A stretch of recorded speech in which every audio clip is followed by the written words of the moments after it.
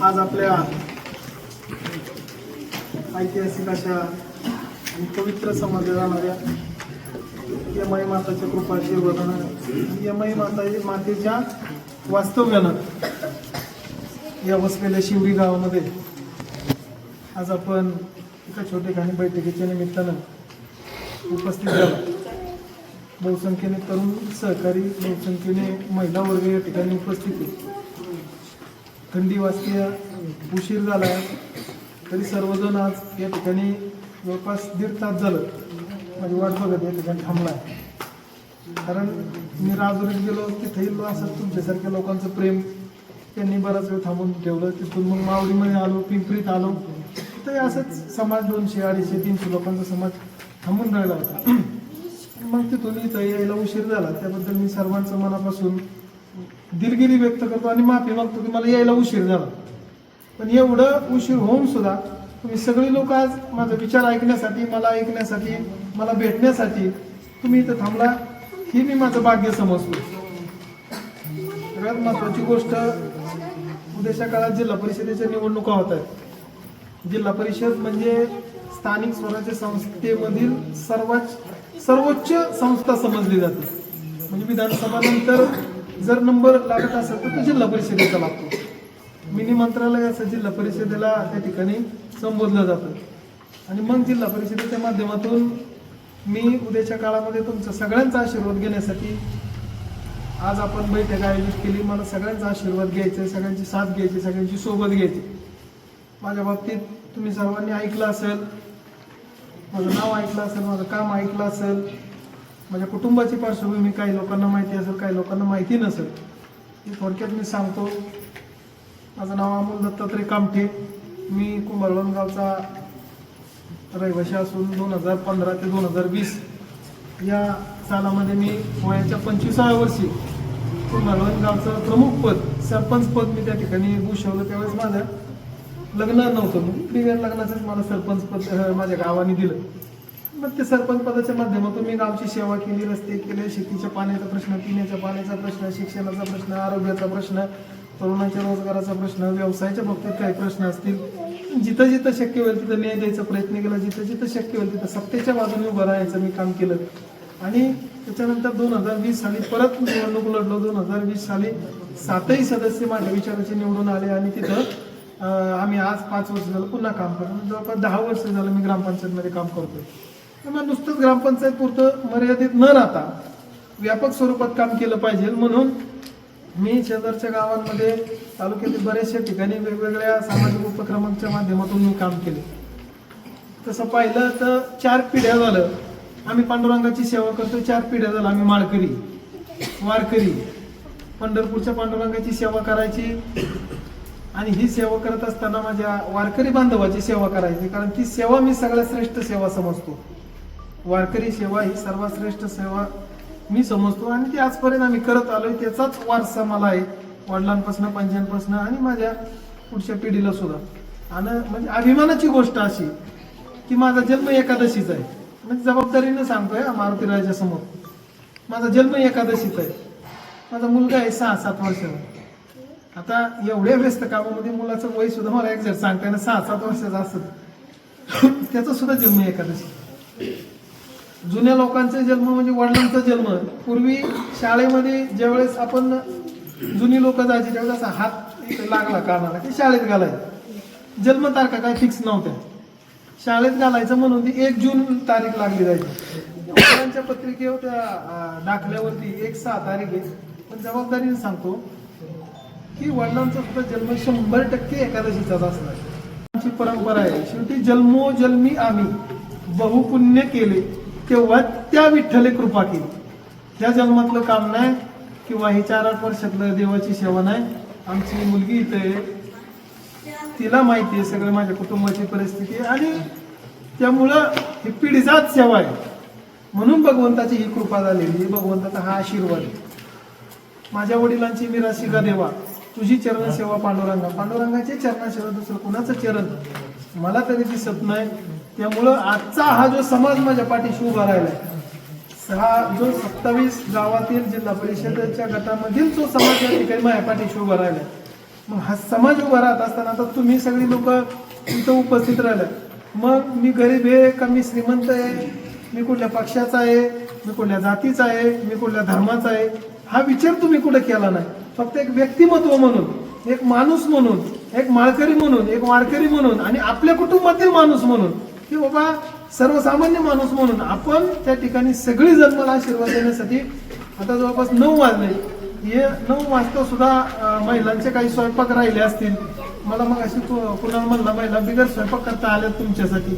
मग एवढ्या सगळ्या संख्येने तुम्ही उपस्थित झालात, ही माझ्यावर तुमचं प्रेम समजतो आणि हे विठ्ठलाच्या कृपेशिवाय, विठ्ठलाच्या आशीर्वादाशिवाय आणि त्या महादेवाच्या आशीर्वादाशिवाय शक्य नाही. पहिली गोष्ट, मी 15 ते 16 वर्ष झालं समाजामध्ये काम करतोय. 2021 ला तुम्हाला आठवतंय सबंध महाराष्ट्र राज्यामध्ये दुष्काळ पडला होता आणि मग दुष्काळ पडलेला असताना काहीतरी वाढदिवसाच्या निमित्तानं मी दरवर्षी सामाजिक उपक्रम करत असतो. 2-3 वर्ष संपूर्ण गावाच्या गावं मी पंढरपूरला नेली. तुम्हाला आठवत असेल संत तेलुगुतुजी महाराजांची आमची पवित्र मानाची कावड आहे. आपल्या शिवरी गावाची सुद्धा ती शंभू महादेवाची कावड आहे. आपण सगळीजण शिखर शिंगणापूरला यात्रेनिमित्त जात असतो. तुमची कावड आहे, आपली कावड आहे आणि एकत्र एकोप्यानं आपण एक कुटुंब म्हणून ती यात्रा करत असतो. मग ती कावड त्या वर्षी की बाबा ह्या वर्षी काय करायचं म्हणून डोक्यामध्ये विचार चालला होता की वाढदिवसाच्या निमित्त काय सामाजिक उपक्रम करायचा. महादेवाने डोक्यामध्ये विचार आणला की बाबा ही पवित्र आपली कावड आहे, ही कावड कुठंतरी पंढरपूरला पांडुरंगाच्या भेटीसाठी न्यायचं असा एक विचार मनामध्ये आला. नव्हे तर नव्हे तो महादेवानं आणला, माझ्या पांडुरंगानं आणला. आणि मी आमच्या बुतुजी महाराजांशी बोललो, नानांशी बोललो की नाना या वर्षी आपल्याला असं असं करायचं. तर नानांच्या डोळ्यामध्ये पाणी आलं आणि त्यांनी मला सांगितलं की अमोल, माझ्या वडिलांची इच्छा होती की आपली कावड ही पंढरपूरला गेली पाहिजे. म्हणले तुझ्या माध्यमातून ही माझ्या वडिलांची इच्छा पूर्ण होती, त्याचा मला म्हणले अभिमान वाटतोय. आणि तुझ्या माध्यमातून ही भेट त्या ठिकाणी होती, हरिहर भेट म्हणजे शंभू महादेवाची आणि भगवान शंकराची भेट ही तुझ्या माध्यमातून होतंय. या दोन्ही देवतांनी तुझी निवड केली याचा नाना म्हणले मला अभिमान वाटतो. आणि मग ती यात्रा आपण घडवून आणली, महादेवाची आणि विठोबाची भेट घडवून आणली. शेवटी त्याच देवतांना भेटायचं होतं, निमित्त मात्र मी होतो. अनेक तरुण सहकार्यांनी मला पंचक्रोशीला साथ दिली, सहकार्य केलं. त्यांच्या ताकदीवरती जीवावरती तो कार्यक्रम झाला. 2021 साली दुष्काळ पडलेला असताना मी शेतकऱ्याला साथ द्यायची, गोरगरीब कुटुंबाला साथ द्यायची म्हणून 10 ते 12 गावांमध्ये मोफत चारा वाटप केलं मुख्य जनावरांना. आणि मग हे चारा वाटप करत असताना उद्देश एकच होता की शेतकऱ्याच्या दावणीला जो नंदी बांधलेला असतो, तो नंदी हा शंभू महादेवाचा वाणी, त्या नंदीची सेवा करायची. पर्यायानं महादेवाची सेवा त्या ठिकाणी आणि महादेवाच्या कृपेला आपण पात्र ठरतो.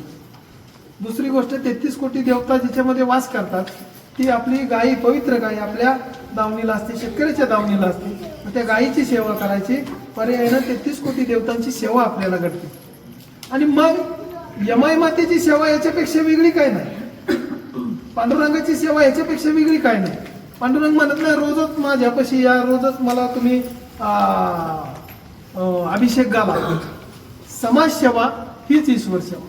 समाजातील गोरगरिबाची सेवा करा, समाजातील अंध अपंगांची सेवा करा, समाजातील आडे नड ज्याला अडचणी आहेत त्या माणसाला साथ द्या. एकमेरीच्या सुखदुःखामध्ये सहभागी व्हा. एक वेळेस सुखामध्ये तुम्ही सहभागी होऊ नका, पण दुःखामध्ये सहभागी व्हा, संकटात सहभागी व्हा.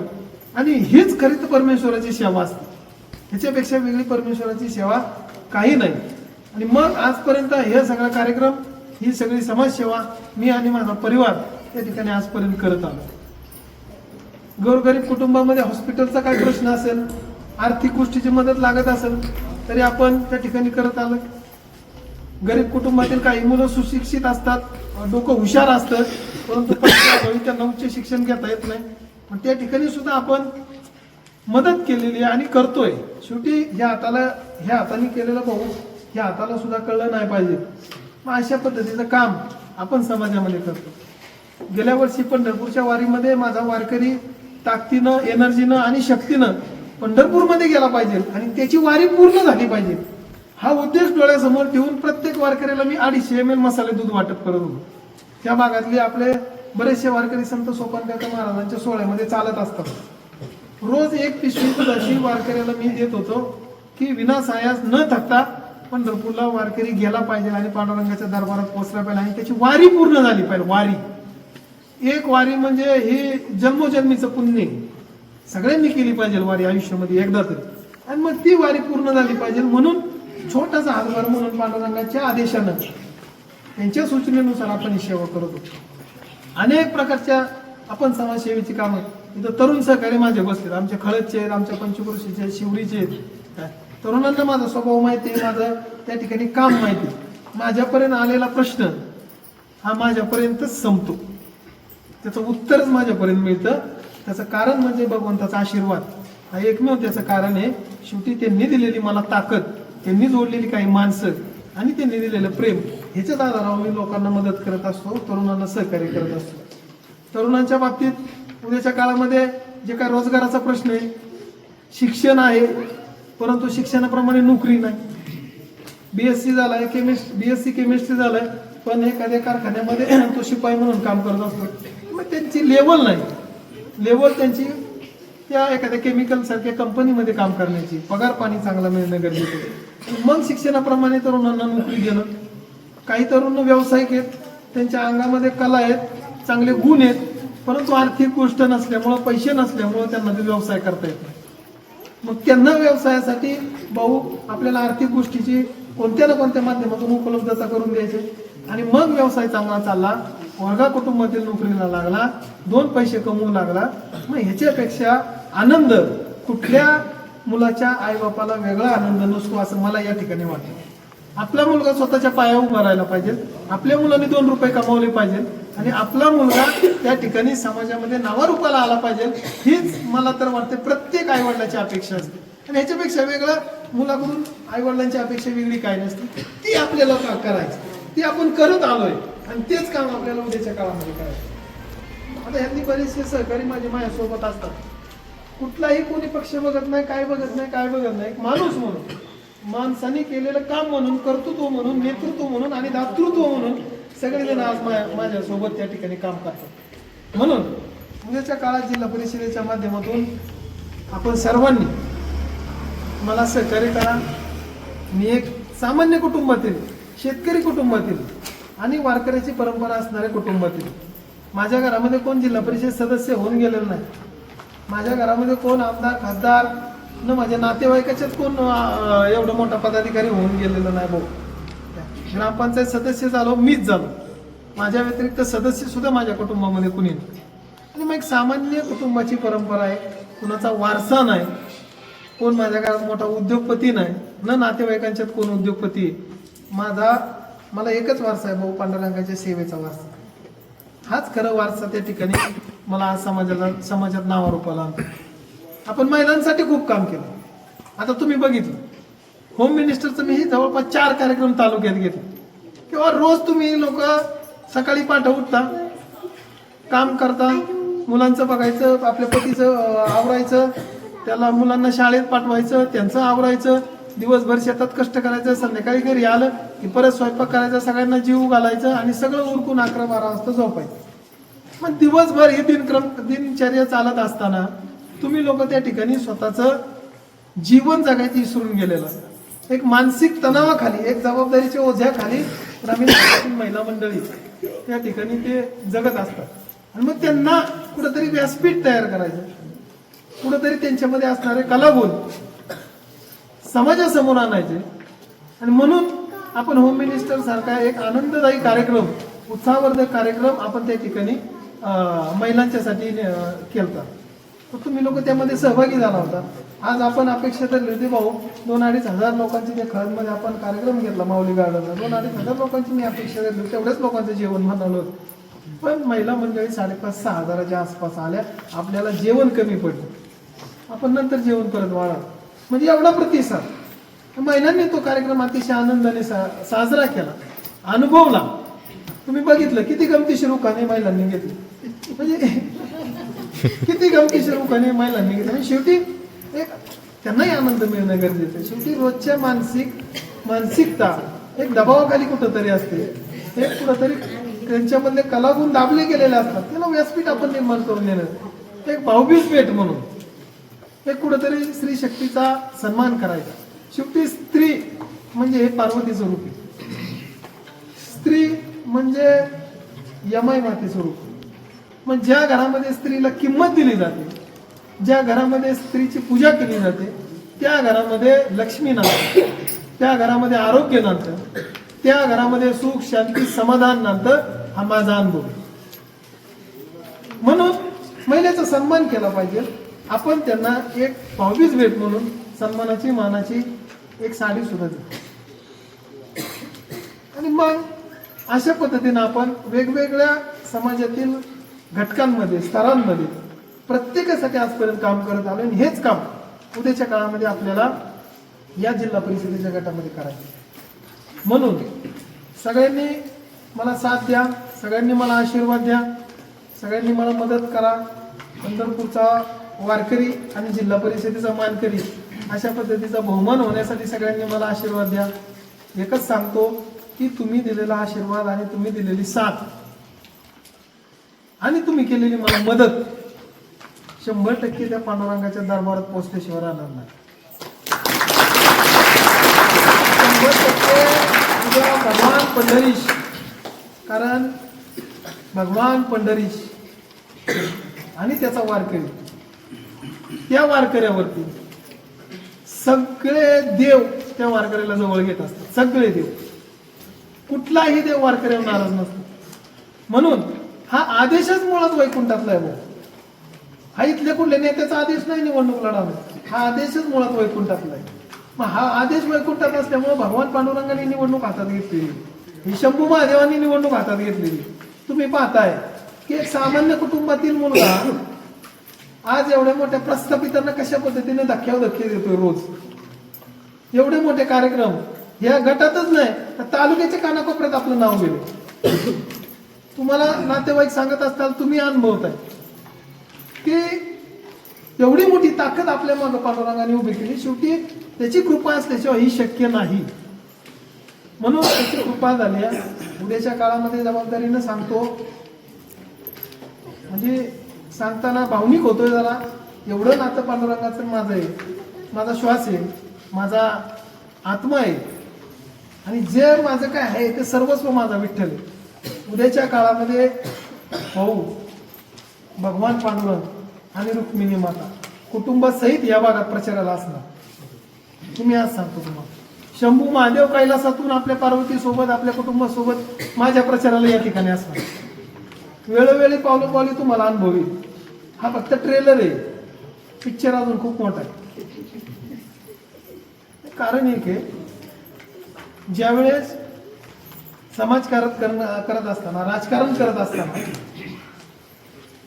राजसत्तेला अतिश राजसत्तेला ज्यावेळेस धर्मसत्तेचा आश्रय मिळतो, म्हणजे राजकारण करत असताना ज्यावेळेस धर्माला धरून राजकारण होतं, शास्त्राला धरून राजकारण होतं, त्यावेळेस तुम्हाला आम्हाला सगळ्यांना गोरगरिबांना न्याय मिळतो. त्याचं एकमेव उदाहरण म्हणजे भगवान श्रीकृष्ण. भगवान श्रीकृष्ण हे अख्ख्या विश्वातील 1 नंबरचे राजकारणी होते. मग त्यांनी राजकारण केलं, शास्त्राला धरून केलं, धर्माला धरून केलं, म्हणून सामान्यांना न्याय मिळाला, म्हणून कौरवांचा पराजय झाला, म्हणून पांडवांचा विजय झाला, म्हणून सत्याचा विजय झाला, असत्याचा पराजय झाला, धर्माचा विजय झाला. मग त्याच पद्धतीचं राजकारण आपल्याला उद्याच्या काळामध्ये करायचं, आणि त्याच पद्धतीचं समाजकारण आपल्याला धर्माला धरून करायचं. कुठल्याही तरुणावर अन्याय होणार नाही, कुठल्याही महिलेवर उद्याच्या काळात अन्याय होणार नाही. ज्या ज्या तरुणावर अन्याय होईल, ज्या ज्या तरुणाला किंवा ज्या ज्या कुटुंबाला त्रास होईल, त्या ठिकाणी आपण सगळेजण मिळून ताकदीनं उभं राहू. अन्याय कुणाचा सहन करायचा नाही, दबाव कुणाचा सहन करायचा नाही. तुम्ही साथ देताय, योग्य व्यक्तीला साथ देताय, तुम्ही ताकद देताय, योग्य व्यक्तीला साथ देताय, आणि तुम्ही आशीर्वाद देताय, एका पंढरपूरच्या पांडुरंगाच्या वारकऱ्याला आशीर्वाद देताय. त्यामुळं कुणालाही घाबरायचं काही कारण नाही, कुणाच्या दबावाला बळी पडायचं नाही. सगळ्यांनी एकत्रितरित्या हा उठाव करायचा. हा एक महायज्ञ आहे. हा महायज्ञातनं एका मोठ्या अशा फार मोठ्या गोष्टीची निर्मिती होणार आहे. त्यामुळे प्रत्येकाने आपली थोडी थोडी आहुती ह्या महायज्ञामध्ये दिली पाहिजे असं मला त्या ठिकाणी वाटतं. म्हणून मी सगळ्यांना हात जोडून विनंती करतो की उद्याच्या काळामध्ये तुम्ही मला ताकदीनं सहकार्य करा, ताकदीनं आशीर्वाद द्या. मी तुमच्याच कुटुंबातील आहे, मी तुमच्याच घरातील आहे आणि मी तुमचा मित्र आहे, तुमचा भाव आहे, कुणाचा मुलगा आहे. आणि मग मला आपण सगळ्यांनी साथ देताल यामध्ये मला शंका नाही.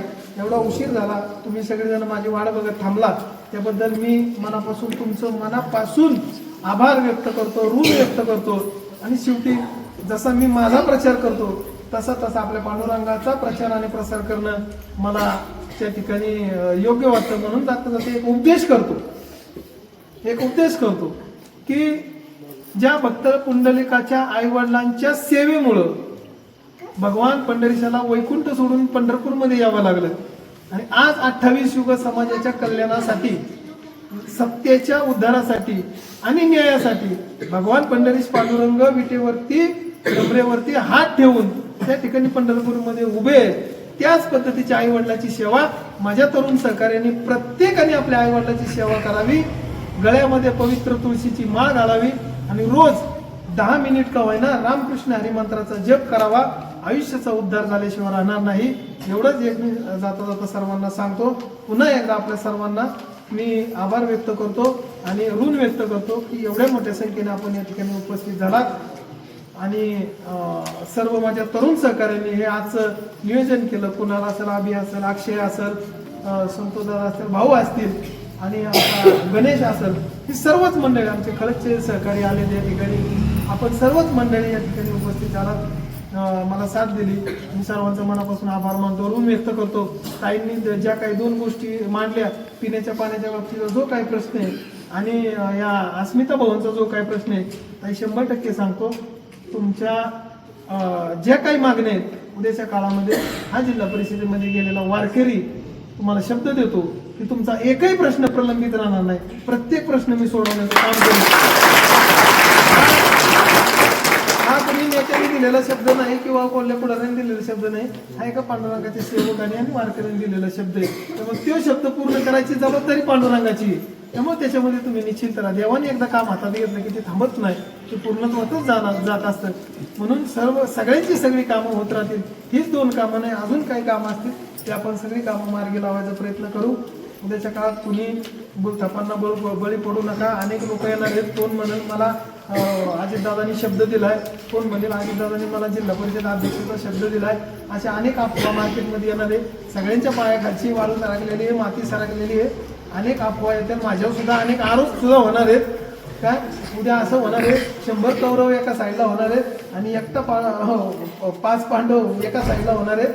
पण लक्षात घ्या, श्रीकृष्ण ज्याच्या मागे असतात त्याचाच विजय होत असतो. 100तला एकही जगला नाही आणि 5 पांडवांच्या भाऊ एकाच्या सुद्धा केसाला धक्का लागला नाही, कारण सत्य त्यांच्यासोबत होतं, भगवान श्रीकृष्ण त्यांच्यासोबत होतं. आपण पुन्हा एकदा मी सगळ्यांचं ऋण व्यक्त करतो, आभार व्यक्त करतो आणि या ठिकाणी थांबतो. रामकृष्ण हरी, रामकृष्ण हरी, रामकृष्ण.